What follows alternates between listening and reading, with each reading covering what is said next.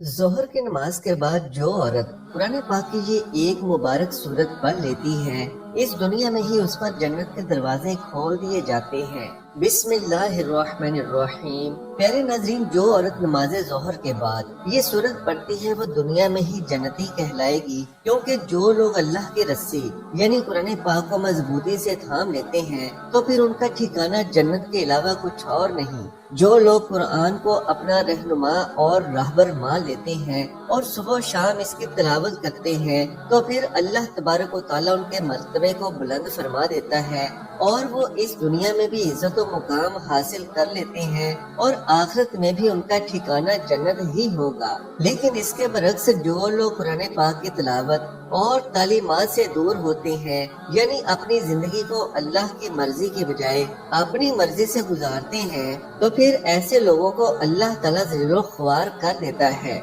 बेशक तमाम तारीफें उस खालिक के कायनात को ही सजावार हैं जिसने तमाम कायनात और इसके निजाम को कायम किया। हम पर अल्लाह का सबसे बड़ा करम तो ये है कि अल्लाह ने हमें अशरफुल मखलूकात बनाया और फिर दीन इस्लाम की नेमत से नवाजा। फिर उसने निजाम जिंदगी को कायम करने के लिए जरखेज जमीन और शजर बनाए, फल मेवे और खुराक मुहैया फरमाई। जमीन में तवाजुन के लिए उसने पहाड़ बनाए, फिर समंदर और दरिया बनाए। आसमान से बारिश जैसी नेमत हम पर बरसाई और चांद सूरज और सितारों से आसमान को मुज़य्यन किया। चरिंद परिंद और चौपाए बनाए। हत्ता कि अगर हम इनफरादी तौर पर अपने आप पर गौर करें तो अल्लाह सुब्हानहू व तआला ने हमें बेहतरीन तवाजुन के साथ पैदा फरमाया। हमारे जिस्म के तमाम अज़ा को दुरुस्त और सालम बनाया, नीज अंदरूनी अज़ा को बेहतरीन तौर से फ़ाल बनाया। फिर रिश्ते, नाते, खुशियाँ, मुसर्रतें, दौलत, सेहत और तंदुरुस्ती भी अता फरमाई और ये सब कुछ रिस्क के जुमरे में ही आता है। हकीकत तो ये है कि हम उस जलीलुल कदर पाक जात की नेमतों को शुमार नहीं कर सकते और ना ही उनका शुक्र अदा कर सकते हैं, क्योंकि इस दुनिया के तमाम समंदरों को स्याही और दरख्तों को कलम बना दिया जाए तो ये तमाम अल्लाह सुब्हानहू व तआला की मुकम्मल तारीफ और बुजुर्गी बयान नहीं कर सकते। हमारे जिस्म के अंदर रवा दवा खून का एक एक कतरा उस जाते पाक का शुक्रगुजार होना चाहिए। तमाम अच्छे काम अल्लाह ही की तरफ से हैं और तमाम तारीफें उस मालिकुल हक के लिए हैं। अल्लाह सुब्हानहू व तआला के इस एक जुमले पर गौर किया जाए तो ये मालूम होगा कि अल्लाह सुब्हानहू व तआला किसी एक दुनिया और जहां के बारे में बात नहीं कर रहा, बल्कि तमाम जहानों का जिक्र कर रहा है जो जाहिर है या पोशीदा है। अल्लाह ही खूब जानता है कि इस तरह के कितने जहान और दुनियाएं इस कायनात में मौजूद हैं जो सिर्फ और सिर्फ उसी के इल्म में है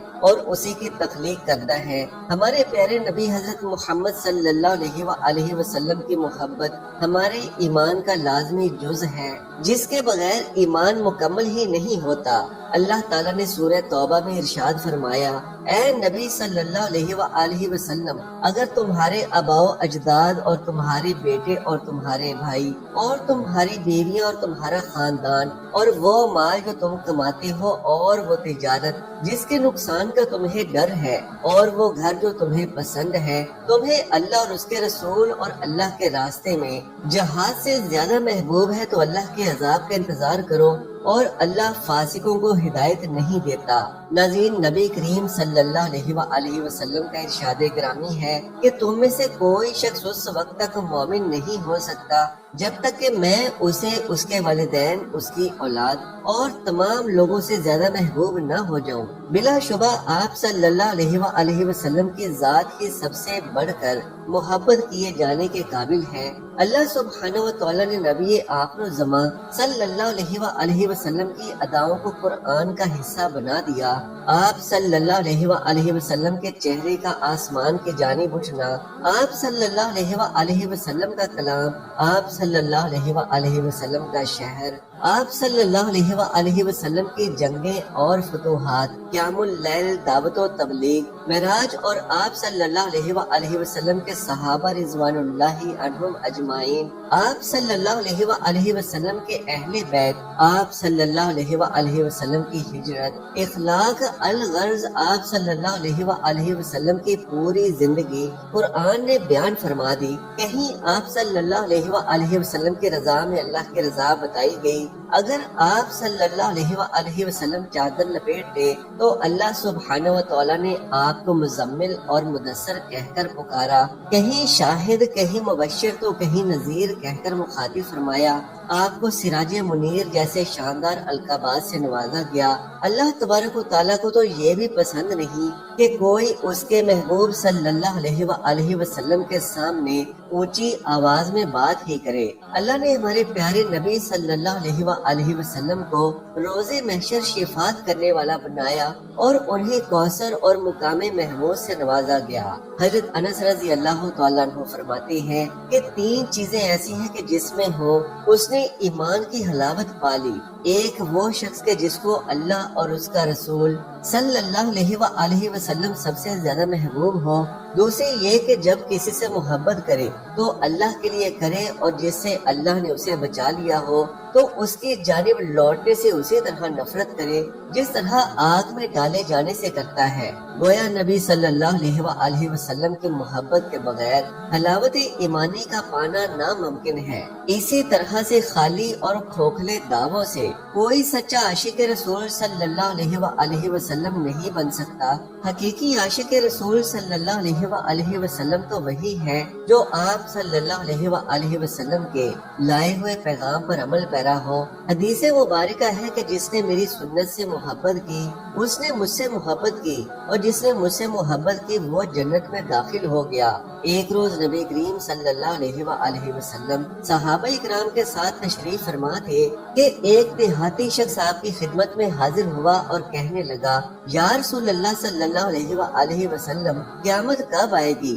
آپ صلی اللہ علیہ وسلم نے فرمایا، تم نے اس کے لیے کیا تیاری کی ہے؟ اس نے عرض کیا کہ میں نے اس کے لیے زیادہ نمازیں، روزے اور صدقات کا سامان تو نہیں کیا، مگر میں اللہ اور اس کے رسول صلی اللہ علیہ وسلم سے محبت کرتا ہوں۔ اس پر نبی کریم صلی اللہ علیہ وسلم نے فرمایا، قیامت کے دن ہر آدمی اسی کے ساتھ ہوگا جس سے وہ محبت رکھتا ہے۔ حضرت انس رضی اللہ تعالیٰ عنہ نے بیان فرمایا کہ میں نے اسلام لانے کے بعد مسلمانوں کو کسی بات پر اتنا خوش نہیں دیکھا جتنا وہ اس بات پر خوش ہوتے تھے، اور یہ کتنی عظیم جماعت تھی کہ صحابہ اکرام رضوان اللہ عنہم اجمعین کے نزدیک تو اللہ کے رسول صلی اللہ علیہ وسلم سے محبت کرنا اور ان کے لیے اپنی جانیں نچھاور کرنا ہی ان کی زندگی کا اصل مقصد تھا۔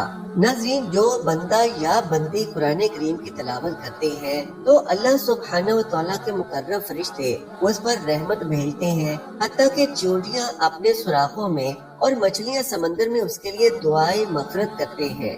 ایک نیک بزرگ حضرت سیدنا خالد بن معدان رحمت اللہ علیہ فرماتے ہیں کہ قرآن پاک پڑھنے اور پڑھانے والے کے لیے سورت ختم ہونے تک فرشتے استغفار کرتے رہتے ہیں۔ اس لیے تم میں سے کوئی بھی دن کے آغاز میں اگر کوئی بھی سورت پڑھ لے تو اس کی آخری 2 آیات کو چھوڑ دے اور دن کے آخری حصے میں اسے ختم کرے، تاکہ دن کے شروع سے لے کر آخر تک پڑھنے اور پڑھانے والے کے لیے فرشتے استغفار کرتے رہیں۔ تو ناظرین کرام، آج کی ویڈیو میں قرآن پاک کی ایک ایسی سورت بتانے والے ہیں کہ جو مرد یا خاتون قرآن کی یہ ایک سورت پڑھتا ہے یا پڑھتی ہے تو اللہ تعالیٰ اس کو دنیا میں ہی جنت کی بشارت دے دیتا ہے۔ اس سورت سے محبت کرنے والے اور اس سورت کو پڑھنے والے جنت میں داخل ہوتے ہیں۔ تو جو بھی مسلمان مرد یا عورت نماز ظہر یا پھر کسی بھی نماز کے بعد قرآن کی یہ سورت صرف 10 مرتبہ روزانہ پڑھے گا تو وہ دنیا میں ہی جنتی کہلائے گا۔ حدیث میں بیان کیا گیا ہے کہ ایک شخص نے اللہ کے رسول صلی اللہ علیہ وسلم سے عرض کیا، یا رسول اللہ صلی اللہ علیہ وسلم، میں اس سورت سے محبت کرتا ہوں۔ تو نبی کریم صلی اللہ علیہ وسلم نے بھی اس کے ساتھ محبت کا اظہار فرمایا اور فرمایا کہ اللہ بھی تجھ سے محبت کرتا ہے اور اس سورت کی محبت تجھے جنت میں لے جائے گی۔ اس شخص نے کسی اور کو رات کے وقت سورت پڑھتے ہوئے سنا کہ وہ بار بار اسی سورت کو دہرا رہا ہے۔ پھر صبح کے وقت اس شخص نے حضور صلی اللہ علیہ وسلم سے اس بات کا تذکرہ کیا، گویا کہ وہ اسے کم ثواب والا کام سمجھتا تھا۔ تو نبی کریم صلی اللہ علیہ وسلم نے فرمایا، کہ اس اللہ کی قسم جس کے ہاتھ میں میری جان ہے، قرآن کی یہ صورت 1/3 قرآن کے برابر ہے۔ حضرت ابو ہریرہ رضی اللہ تعالیٰ عنہ سے مروی ہے کہ رسول اللہ صلی اللہ علیہ وآلہ وسلم نے فرمایا، عورت جو 5 وقت کی نماز پڑھتی ہو،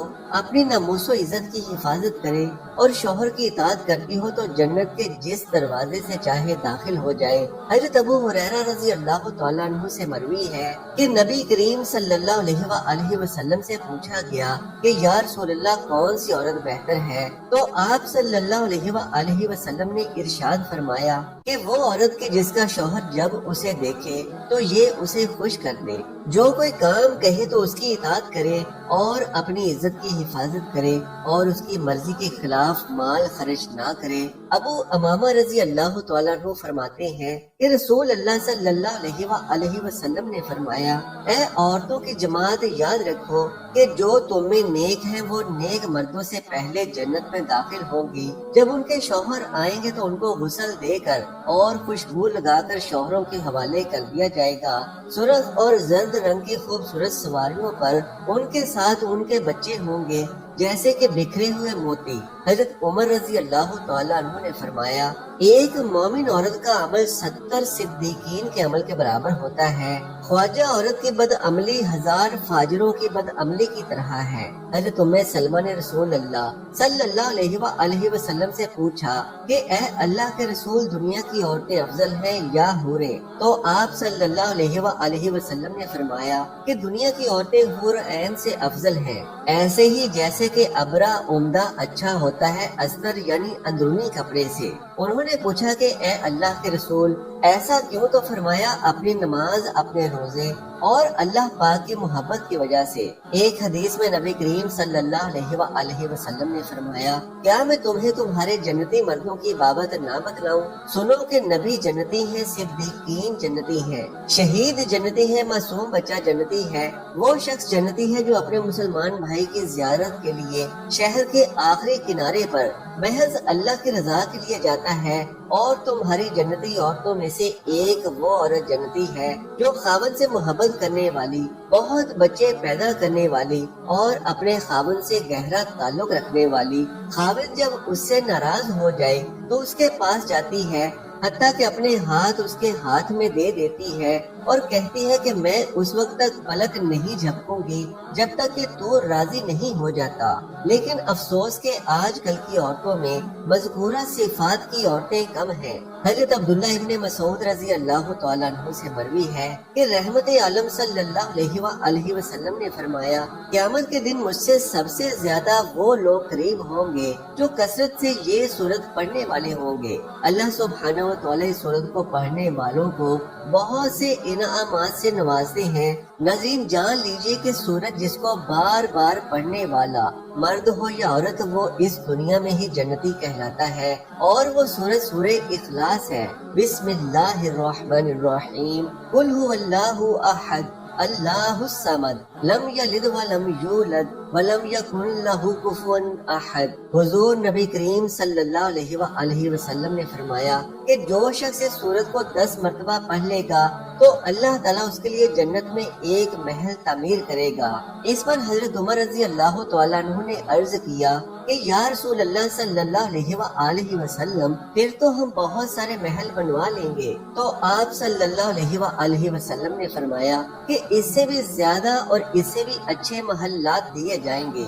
ایک اور حدیث میں ہے کہ جو شخص اس سورت کو ہر روز 50 مرتبہ پڑھ لیتا ہے تو اس کے 50 سال کے گناہ معاف کیے جائیں گے۔ ناظرین کرام، اس چھوٹی سی سورت کا اجر و ثواب بے حد عظیم ہے، لہذا ہر مرد و خاتون کو چاہیے کہ نماز ظہر کے بعد خاص طور سے یا پھر کسی بھی نماز کے بعد اس سورت کو 10 مرتبہ پڑھنے کی اپنی روٹین بنا لیں، کیونکہ اس سورت کا وظیفہ کرنے والے کو اللہ تعالیٰ اس دنیا میں ہی اجر و ثواب عطا فرما دیتا ہے۔ جان لیجیے کہ اس سورت کو صرف 3 مرتبہ پڑھنے سے مکمل قرآن پاک پڑھنے کا ثواب مل جاتا ہے، لہذا اگر کوئی مسلمان قرآن پاک نہیں پڑھ سکتا تو اس سے پہلے تو وہ قرآن پاک کو پڑھنا ضرور سیکھے۔ روزانہ سورہ اخلاص 200 بار پڑھنے والے کو 9 بڑے بڑے فائدے حاصل ہوتے ہیں۔ اس کے لیے اللہ تبارک و تعالیٰ 300 غضب کے دروازے بند فرما دیتے ہیں، مثلا دشمنی، فتنہ اور ناراضگی۔ اور آپ جانتے ہی ہوں گے کہ جب اللہ سبحانہ و تعالیٰ کسی بندے سے ناراض ہوتے ہیں تو اللہ تبارک و تعالیٰ اس بندے سے اپنی نعمتوں کو چھین لیتے ہیں، لیکن جب کسی شخص کے اللہ پاک راضی ہوتے ہیں تو اس کے لیے غضب کے دروازے بند کر دیتے ہیں، لہذا ایسے شخص پر اللہ کی رحمتوں کے دروازے کھول دیے جاتے ہیں۔